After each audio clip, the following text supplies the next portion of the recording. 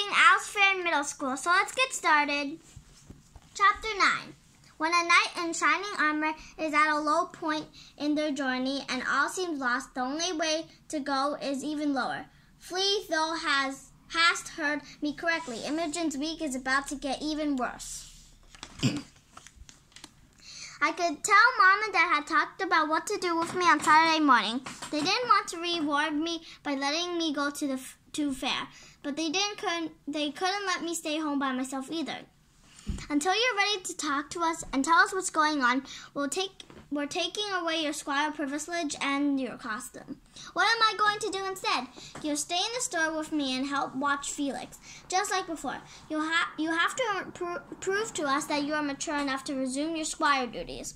When we got to Faire, I sat in the back and worked the cash box, the job that required the least amount of effort and human interaction.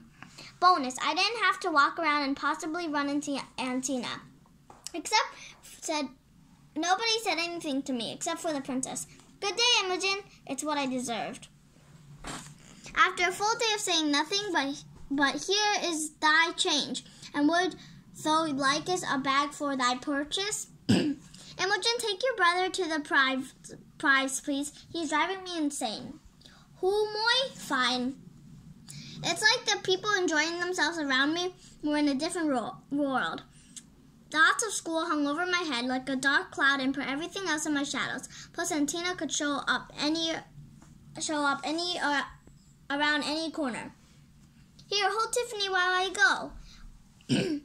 Whenever I thought about my journal, I got a sick feeling in the pit of my stomach. Why did I make that drawing? Why didn't I rip it up? I had to get away and be alone for a second. Rustle, rustle, kiss. What is happening? Why is everything changing? Why can't they go back to the way they were? Imphy, where are you? Just 5 more minutes of solitude. 5 more minutes. Wakey, shove. I got you. Ha, now you fell in the mud pit. Now give me Tiffany back.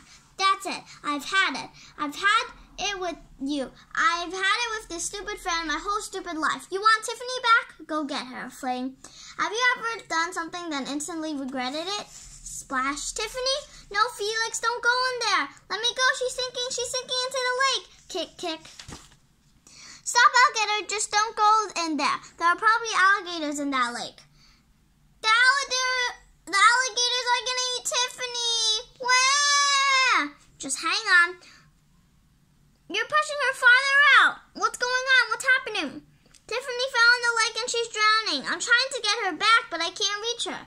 Imogen, don't go any farther out on that branch. I'm going to get the groundskeeper, Felix. You stay put. Tiffany, it's okay, Felix. We'll get her out. Things were pretty chaotic after that. It seemed like the whole fair came out to try and find Tiffany. By nighttime, it was pretty clear we wouldn't find her today. Well, it's a man-made lake, and it drains out to the Gulf of Mexico. Mexico! I shall send my entire royal guard on lookout. We'll come back first thing tomorrow when it's light out. Maybe she'll wash ashore overnight. But she'll be cold and wet. I can't just leave her up here all alone. I will leave this handkerchief. She can use it as a towel when she comes out of the water. Leave, too, so she can have a blanket. What if the alligators take her blanket? Imphy said they were alligators in the lake and that they would eat Tiffany. I never said. Alligators don't eat squirrels. Besides, what would you rather eat, a stuffed squirrel or a turkey leg? Boo-hoo-hoo, sniff. It was a terrible ride home. I knew I was in trouble and that I deserved it. When we got home, Mom and Dad took turns yelling at me while the other one took care of Felix. Can't believe you're so selfish. Lied to us about school and now this. Your brother's toy squirrel of all things, and my own daughter would be so mean. I'm sorry, I didn't mean it. That won't cut it. Not this time, and it's not me you should apologize to. Go to your brother's room and see how distraught he is. I didn't have to go to his room to know how he felt about neighbors in the next building probably knew. Felix, I'm sorry. I'm really sorry. Go to your room, Imphy. Just go. You've done enough for today. Felix cried all night long. I could hear Mom soothing him, but he couldn't calm down. I felt worse than I have in my entire life. All along, I thought I was the knight in the story, doing good and fighting evil. But really, I was the dragon, spreading meanness and evil all around me. Sunday was a blur, and the princess spent the whole day at the lake looking for Tiffany. I tried to help, but I don't want you here. Go away. Everyone stopped by Kit, Cussie, the Queen, and Tina. Nobody could find Tiffany. When it was time to go home, I saw Felix leave his uneaten sandwich from lunch next to the tree, and I knew it was for Tiffany. I had the sinking feeling that she was gone. Chapter 10. Sometimes a knight in shining armor has to re-ask their life goals. Maybe they can't handle this quest after all. Hey, it happens. What about being a hermit instead? Hermit sounds good. It was a relief to not have to go to school for 3 days. Then again, maybe it would be worse to stay home. Sniff. Come on, Nymphy, you're coming to work with me. Grab your homework. Normally, Felix and I like going around to visit Dad at work. We lounge around in the empty pools like we're rich, and I watch Dad smoothing with the customers. Today, though, I just hid in a hot tub like a hermit in a cave. It was probably the best if I just retreated from the world for a little while. Don't talk to anybody, don't look at anybody.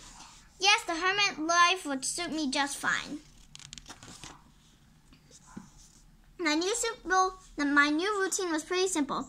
I woke up, got dressed, and ate breakfast. I tried to apologize to Felix a few times. Felix sighed, but that didn't go over so well. I rode to work with Dad and pretended like it was totally normal not to talk to each other at all.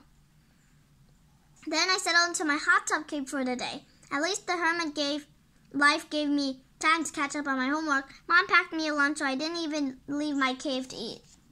When we got home, I went right to my room. I didn't even come out for dinner. I'd rather be hungry than sit at the dinner table with my own family ignoring me. I wasn't allowed to watch TV or use the internet, but I didn't care. Hermits live a barren existence, so I better get to use that staring at walls. The third day of my suspension, I was pretty used to my life. If you can sit in the break room, you'll be more comfortable. I like the hot tub. I was just getting into a particularly fascinating tidbit of American history when, ding, I need to speak to the manager. Some yahoo sold me the wrong part for my broken spa pump yesterday. I'm the manager on duty. Oh yeah? Well, I spent 4 hours trying to use the wrong part yesterday. Morin, who spends 4 hours trying to use the wrong part? Let's take a look. Well, sir, according to your owner's manual, this should be the right part. Hey, I just told you it's the wrong part. I don't know what kind of people they got working here nowadays. And you're a manager? I don't know where you're from, but around here, amigo. Hey, you can't talk to my dad that way. He's a knight. Maybe you don't know how to fix your spa, huh? Ever think of that? Imphy, get in the break room. Now. Fine, slam. I was trembling all over. Why did my inner knight have to pop up now? A hermit, darn it. Slam, here it comes. Clink, clink, rustle, rustle, thump. Sour cream and onion, my favorite kind. Crunch, crunch, crunch, crunch. Crunch, Dad. Ha ha ha ha ha! The look on that guy's face, maybe you don't know how to fix your spa. Ha ha ha! I thought I was going to laugh too, but instead sobbed. Daddy, I'm so sorry. I didn't mean about the spa guy, but I didn't have to tell him that he knew. Oomphy, you're a good kid. You just got lost somehow. I don't know how to get unlost. I don't know what to do. Imphy, there's a lot of anger and hatred in the world. You know that by now. But we are knights. It's our job to make the world better.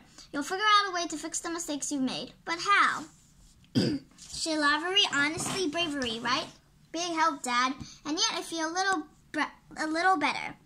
We still didn't talk on the car ride home, but the silence felt a little different now, nicer. I went to my room when we got home. I worked up some courage, and when I heard everyone sitting down to dinner, my voice sounded crazy like I hadn't used it in days. Mom, Dad, you know how you said I could go back to homeschooling whenever I want? Well, I want to. I don't want to go back to school. No. You've made a mistake, Imogen. Lots of mistakes, and now you have to face the music. You can't just run and hide from your problems. Running and hiding was basically my new life plan, so this was unwelcome news. But I could stay home and help you and Dad like before. Hello, we don't want you here. But that's my final answer, Imphy. You've made the decision to go to school. You made the decision to make mean drawings of your friends. You made the decision to be cruel to your brother. Your actions have consequences and you have to face them. I decided to go for it anyway. Calculating. calculating results risky. Dad?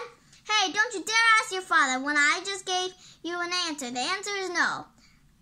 It's what I expected. I figured there was no avoiding it. It was worth a shot anyway. Maybe I couldn't run back and hide. I decided to use hermit mode at school too. Basically, hermit mode involves not talking to anybody and ignoring dirty looks. And ignoring whispers in the hall. Poor. Ignoring certain comments from certain teachers. I see our resident artist is back in class. Next time, please draw me from the left. That's my good side. Ignoring notes from kinda, sorta, former lover interest. I don't have a good side. Ignore my former kinda, sorta friends. Imogen, that was mean for her to steal your notebook and put those drawings up. I just wanted you to know I didn't do it. Ignoring anything that made me feel bad. Good, bad, indifferent. My goal was to ignore it all and become invisible. I'd live out with the rest of 6th grade this way. And maybe Mom would let me stay home for the 7th. If she wasn't still mad at me by then, that is. I used hermit mode at the fair too. On days that we were there after school to set up, I didn't try to talk to Cussie or sword fight with Dad or Kit. I sat in the back of the shoppy and did my homework. One person I couldn't ignore. Imogen, Violet's here for your tutoring lesson session. Part of my punishment, besides not being a squire, no TV, and no internet, was tutoring in science from the princess herself. So you have to give a presentation on Copernicus. Huh? I borrowed these books from Cussie. Thanks. Fewest words possible without getting in trouble for being rude. That's how life on for a while. It wasn't so bad being invisible if you like that zen, quiet kind of life. Eventually, I reached full invisibility levels at school. Poor, almost full invisibility. I started doing better in my classes, even science, believe it or not. The worst parts were at night after I finished my homework. I was back to eating dinner at the table. Everyone talked to me now. Felix, would you like some mashed potatoes? Well, except Felix. But conversations were weird, and everything felt different. Imogen, please pass the salt. Mom, utterly formal. Dad, sad smile. Me, feel like an outsider. Felix, outright hostility. The worst part was I didn't know how long they would go on. I was already being punished. How long would they stay mad at me? Forever? Maybe they'd never see me the same way again. In my room with all my homework done, no stars again, stupid Dr. Magriker. I mostly wrote in my journal and sometimes drew. I drew a lot of pictures of Tiffany, I guess because I felt guilty. All in all, not bad, the hermit life. So I'm going to stop here. I hope you enjoyed my video. Please subscribe to our channel. Bye!